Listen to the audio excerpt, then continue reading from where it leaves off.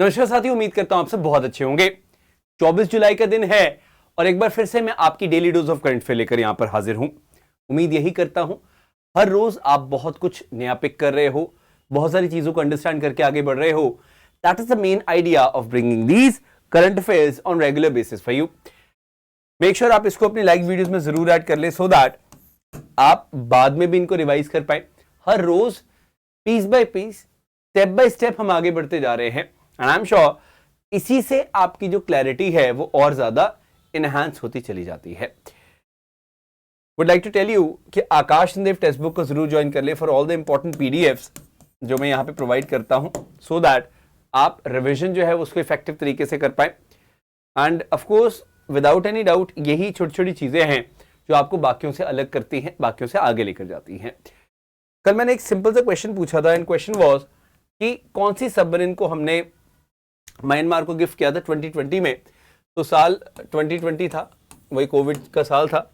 तो INS Sindhuvir is the right answer. Priyanka ने answer सही दिया है। We got Uday, Amy, Prince, Divyank, Deeplekha, Kajal, Pooja, Gaurav, Om Prakash, Aryan and Shashank. You have all given the right answer. बहुत बढ़िया। तो सबने बहुत शानदार तरीके से इस क्वेश्चन का सही जवाब दिया है। अच्छी बात क्या है? अच्छी बात यह है कि भाई जो भी स्टूडेंट्स हैं यहाँ पे मैं देखता हूँ रेगुलर तरीके से ना सिर्फ सेशंस को अटेंड करते हैं बल्कि आंसर्स देते हैं। उससे मुझे इतना तो पता चलता है कि आप इन सेशंस को बहुत ज़्यादा सीरियसली ले रहे हो। आप इन सेशंस को थ्रू आउट देखते हो तभी आप उसका आंसर दे पाते हो। और आप कितने अवेयर हो, आप कितने जागरूक हो इस चीज़ को लेकर, ये जानकर मुझे बहुत खुशी होती है। सो पहली बात तो यही है कि आपने हमेशा उस चीज़ का परिचय देना है कि आप कितने जागरूक हैं एज अ स्टूडेंट। ये बहुत ज़रूरी है कि आप प्रॉपर तरीके से चीज़ों को अंडरस्टैंड करें, आप चीज़ों को पिक करें। That is of course going to be of immense importance. हालांकि कुछ और स्टूडेंट्स भी हैं जिन्होंने सही जवाब दिया है, जैसे मैं देख पा रहा हूँ गोरा है, इताची है, निशांत है, अनीता है, अमित है। उनका नाम बाई चांस इंक्लूड नहीं हुआ लेकिन आई कैन सी आप सबने भी सही जवाब दिया है। चलिए, anyways having said that, make sure आप इस सेशन को लाइक जरूर कर दें, अपने फ्रेंड्स के साथ शेयर कर दें और आगे बढ़ते हैं बहुत शानदार तरीके से। सबसे पहले बताना चाहूंगा एक बार फिर से मैक्स वेट्सपेन बहुत ज्यादा न्यूज में है। Dutch Belgian driver, F1 racer जो है, चैंपियंस का चैंपियन मैं इनको बोलना चाहूंगा। ये फिर से न्यूज में क्यों है? अभी कुछ ही दिन पहले इन्होंने ब्रिटिश ग्रां प्री जीती थी और अब इन्होंने 7th रेस इन अ रो, ये बहुत बड़ी बात है, हंगेरियन ग्रां प्री जो है उसको जीत लिया है। जी हाँ, हंगरी में जो ग्रां प्री हुई है उसको इन्होंने जीत लिया। तो ये 7वीं रेस है इनकी। कैसे?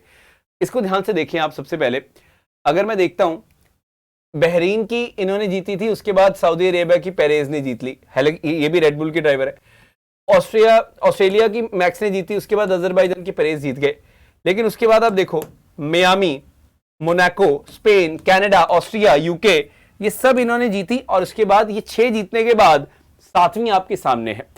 तो पिछली जितनी भी ग्रां प्रीज हुई हैं मैं बताना चाहूंगा सबके सब इन्होंने अपने खाते में डाली है। Now that's not a small thing. अगर आपको यहाँ पे थोड़ी सी ब्राइटनेस ज्यादा दिख रही है so I can certainly reduce that. I hope now it's very much clear to you guys. अब आपको यहाँ पे दिख रहा है, ये चाहे मियामी हो, चाहे मोनाको, स्पेन, कनाडा, ऑस्ट्रिया और यहाँ पे सबसे नीचे यूके, ये सारी की सारी इन्होंने जीती हैं। 1 2 3 4 5 यूके की 6 थी और अब ये 7th जो ग्रां प्री है इन्होंने अपने नाम कर लिया है। और सबसे इंटरेस्टिंग चीज क्या है, इस साल आप देखो सभी ग्रां प्रीज मतलब मार्च से लेके अप्रैल, मई, जून, जुलाई तक सारी किसने जीती? रेडबुल ने, क्योंकि दोनों ड्राइवर रेडबुल के हैं, चाहे पेरेज हो चाहे मैक्स वेट्सपेन हो। ऑफ कोर्स मैक्स वेट्सपेन ज्यादा अच्छा कर रहे हैं तो आपको दिख ही रहा है, बट पेरेज भी किसी से कम नहीं है, ये मैं आपको बताना चाहता हूं। Getting it? सो ये एक बहुत इंटरेस्टिंग पर्सपेक्टिव है यहाँ पे F1 रेसिंग का जो मैं यहाँ पर आपको देना चाहता था। I hope it's clear. आगे बढ़ते हैं। Now I would like to talk about a very important personality जो बहुत ज्यादा सुर्खियों में बनी हुई है और आगे और ज्यादा सुर्खियां बटोरेंगी है। मैं आपको बताऊंगा क्यों। सबसे इंपॉर्टेंट चीज है यहाँ पे एडमिरल लीसा फ्रेंचेटी की मैं यहाँ पे बात कर रहा हूं। Why I am talking about her, will talk about that for sure. सबसे पहले आप एक चीज नोटिस करिएगा एंड दैट इज यहाँ पे she is from USA, admiral Lisa फ्रेंचेटी।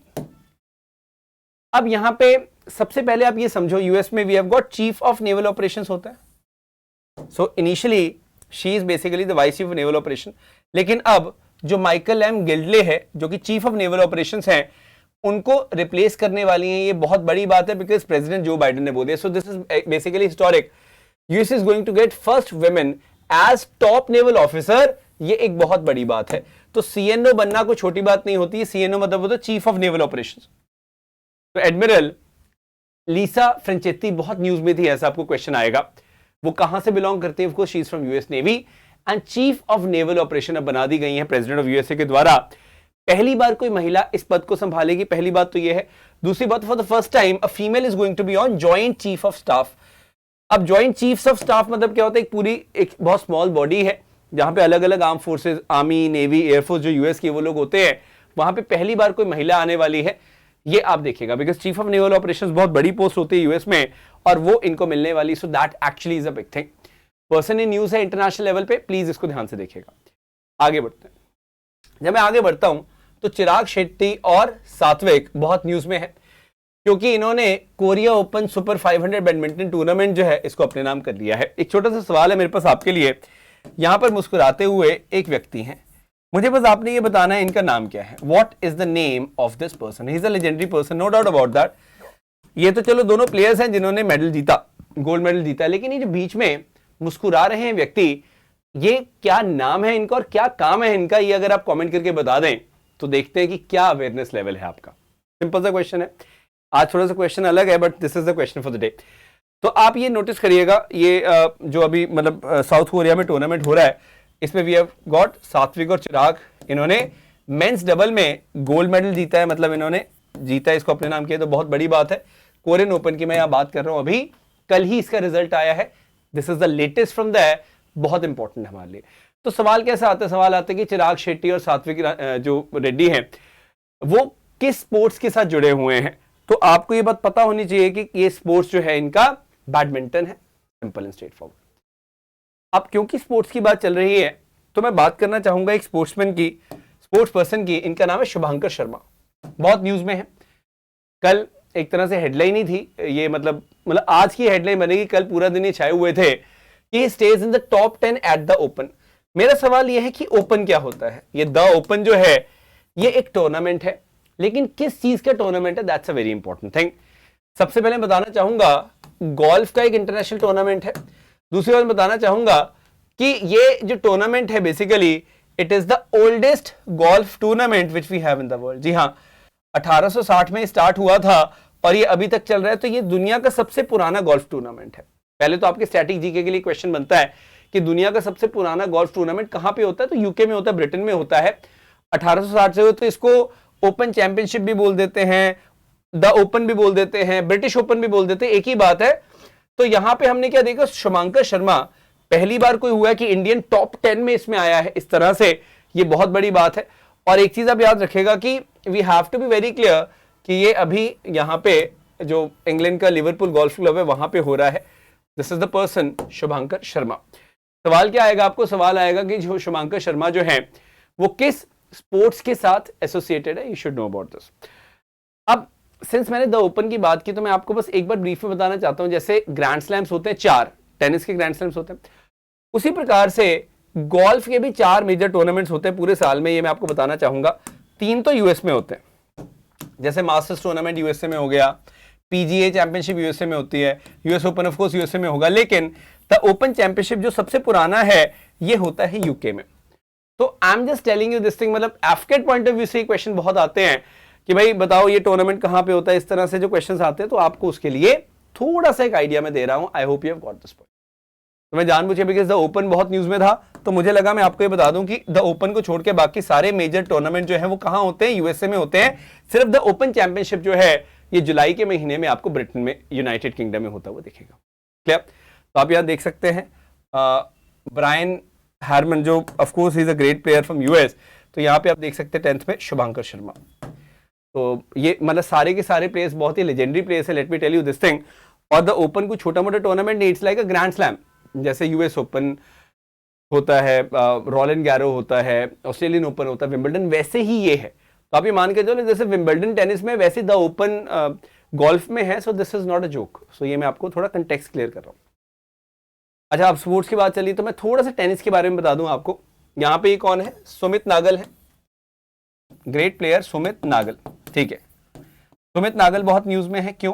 क्योंकि ये जो टेम्पेयर ओपन होता है, ये फिनलैंड में टेम्पेयर वहां पे जगह है, वहां पे क्ले कोर्ट सरफेस होती है, वहां पे इन्होंने सिंगल्स को अपने नाम कर लिया, तो that's a big thing. Sumit Nagal अब चाहे विंबलडन ना सही, लेकिन इन्होंने यहाँ पे अपना जो नाम है उसको चमका लिया है और देश का नाम रोशन कर लिया। So yes, we should know about that, very important. This is Sumit Nagal.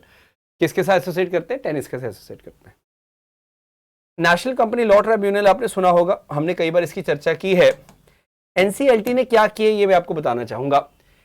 They have cleared the sale of Lavasa which is India's first private hill station.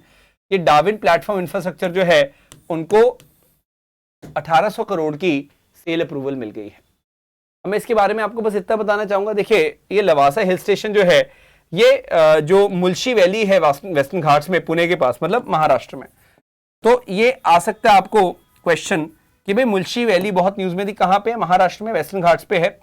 और जो हिंदुस्तान कंस्ट्रक्शन कंपनी है, उन्होंने 2000 में इसको क्रिएट किया था as a private hill city in India. तो पहला प्राइवेट हिल स्टेशन बना था, लेकिन काफी इश्यूज थे उसमें, एनवायरमेंटल क्लियरेंस के भी इश्यूज थे, इसलिए प्रोडक्ट पूरा ये हॉल्ट हो गया था, डिले हो गया था। 20-22 साल हो चुके इस चीज को लेके। एनीवेज, काफी बैंक्स का भी पैसा इसमें लगा हुआ है, तो डार्विन जो भी मतलब ग्रुप है ये उसको भी क्लियर करेगा धीरे धीरे। But what is more important is, क्योंकि लवासा दोबारा से न्यूज में है, तो आप इस चीज को बस ध्यान रखना कि लवासा कहां पर है। इफ आई टेल यू, जैसे ये पुणे है, ये मुंबई है, तो यहां पे बीच में लवासा है। ये लोनावाला से थोड़ा सा इधर आते हैं ना हम लोग, यहाँ पे ये दिस इज लवासा, ये मुल्शी वैली पूरी यहाँ पे है, तो आप देख सकते हैं। तो basically if you going from Mumbai to Pune like this, तो यहाँ पे थोड़ा हट के ये लवासा पड़ता है, पिरंगुट होके आप जाते हैं। Beautiful place of course it is Lavasa. तो ये आप ध्यान रखिएगा, मतलब अगर मैं यहाँ पे भी आपको मैप पे दिखाता हूँ, दिस इज बेसिकली लवासा।